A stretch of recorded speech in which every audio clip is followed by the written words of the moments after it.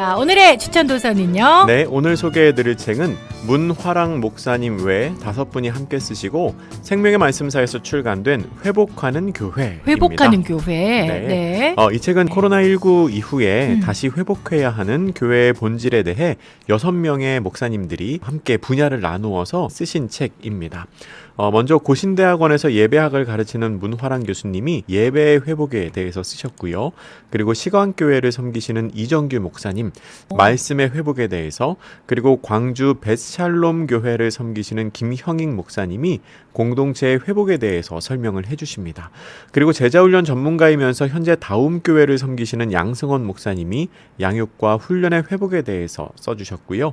그리고 수원 광교 산울교회를 섬기시는 이춘성 목사님이 세계관의 회복에 대해서, 마지막으로 교회의 사회적 책임과 섬김의 회복에 대해서 서창희 강도사님께서 설명을 해주십니다. 이 책을 기획하신 분이 그사랑교회 섬기시는 고상섭 목사님이시라는 분인데요. 고 목사님께서 서문에서 이 책을 기획한 의도를 이렇게 말씀을 하십니다. 제가 조금 읽어드릴게요. 코로나19가 한국 사회와 교회에 많은 어려움을 주었지만 한편으로 교회가 가지고 있던 그간 바꾸지 못했던 모습을 드러나게 해줌으로써 변화의 시작을 알리는 계기가 되기도 했다. 코로나 이후 시대에는 여러 가지 많은 변화가 있겠지만 결국 인간은 동일하고 세상도 동일하며 하나님은 여전히 변함이 없으신 분이다.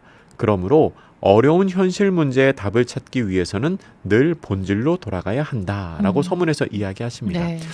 그러니까 코로나 이후에 많은 것이 분명히 바뀔 거예요. 상황이 바뀔 겁니다. 그런데 하나님은 여전히 변함이 없으시고요. 사람도 동일할 거라는 거죠. 그러니까 변화하는 상황 속에서 변하지 않는 가치를 유지하기 위해서는 결국 본질로 돌아가야 된다. 우리가 다시 본질을 회복해야 한다라는 것이 이 책이 말하는 바입니다. 그래서 이 책은 우리의 신앙생활에서 본질이 무엇이고 그것을 어떻게 회복할 것인지를 함께 탐구하고 있습니다. 이 책은 교회가 회복해야 할 6가지 주제에 대해서 말하는데요. 그 6가지가 뭔가 하면 예배, 말씀, 공동체, 양육과 훈련, 세계관, 그리고 사회적 책임과 섬김입니다. 이렇게 질문하고 있어요. 코로나 이후 예배는 어떻게 달라져야 할 것인가? 고난의 시대에 어떻게 말씀을 전해야 할 것인가? 교회 공동체는 어떤 모습이 되어야 할 것인가? 교회의 양육과 훈련은 어떻게 변화되어야 할 것인가? 교회는 어떤 세계관을 가지고 살아야 할 것인가? 교회는 어떻게 사회적 책임을 감당하며 세상을 섬겨야 할 것인가? 라는 6가지 질문을 던지고 책 안에서 답을 찾아보고 있습니다. 제가 책을 직접 한번 읽어드릴게요. 예배 회복 부분에서 우리가 회복해야 할 가치에 대해서 이렇게 말하고 있습니다. 우리는 역사적으로 세상이 교회를 대하는 태도가 결코 호의적이지만은 않았다는 것을 기억할 필요가 있다. 세상이 교회를 살펴보는 기준은 보다 더 엄격하다. 교회는 세상을 말로 설득할 수 없다.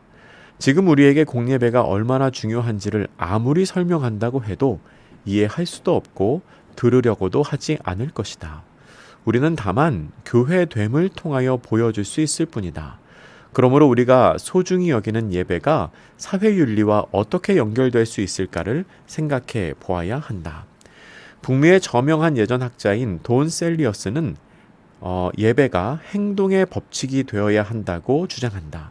우리의 예배 현장에서의 신앙 고백이 우리의 삶 속에서 실천되어야 한다는 것이다. 그것이 진정한 예배의 정신이라는 것이다. 라고 설명합니다. 네. 그러면서 이런 이야기도 해요. 하나님을 사랑하기 때문에 내 이웃도 사랑하는 그 마음이 흘러 들어가야 한다라고 설명합니다. 그러니까 예배로부터 받은 은혜를 우리가 우리끼리 간직하는 것이 아니고 세상에 흘려보내야 한다는 것이죠. 그것이 교회의 교회됨을 보여주는 것이라는 겁니다. 또 말씀의 회복 부분에서 이렇게 이야기를 합니다. 하나님의 말씀과 세상의 문화를 비교하면서 이렇게 말하는 부분이 있습니다. 존 파이퍼는 성경을 망원경에 비유합니다. 망원경의 기능이 무엇일까요? 아주 크지만 너무 멀리 있어서 우리 눈에 점으로밖에 보이지 않는 커다란 별을 더 가깝게 보여주는 것이 망원경입니다. 마찬가지입니다. 성경은 너무나도 멀리 계셔서 우리 눈에 작게 보이는 하나님을 훨씬 더 크게 보이게 해줍니다. 물론 성경마저도 하나님의 실제 크기를 다 보여주지는 않습니다. 하지만 우리가 성경을 읽을수록 이해할수록 알아갈수록 하나님이 훨씬 더 압도적으로 크신 분으로 지혜롭고 아름다운 분으로 보이기 시작합니다. 반면에 TV나 세속문화에 빠지는 것은 일종의 현미경과 같습니다. TV는 실제로는 우리를 그다지 행복하게 해주지 못하는 작은 것들을 크게 보이게 만듭니다. TV를 볼 때 우리는 저것을 사지 않고는 불행할 것이라고 생각하고 저것을 입지 않고는 불행할 것이라고 생각합니다. 우리가 성경을 멀리하고 세속을 가까이 할수록 우리 하나님은 작아지실 것입니다.